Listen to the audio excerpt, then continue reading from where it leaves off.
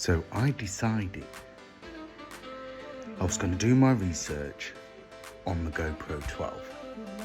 Now, there's not much in it all, but what I have decided is I've bought one, the Creators Edition, and I'm going to break it to the missus.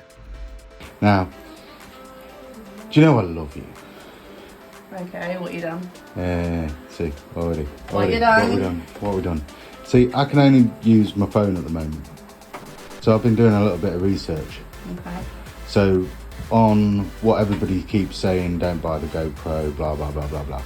So obviously been on to YouTube, there's a guy on there that's done a comparison between the 10, 11, 12, which is the 12 Hero Creators, the new one, but the new one is the 2.0 that's coming out at some point, but we don't know when.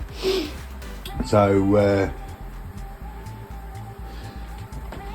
as you can tell, I'm trying to get to the point. create a path of getting out. Yeah, I bought a GoPro 12 Creators Edition. What?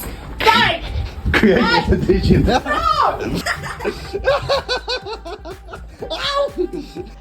I think that went better than expected. Oops.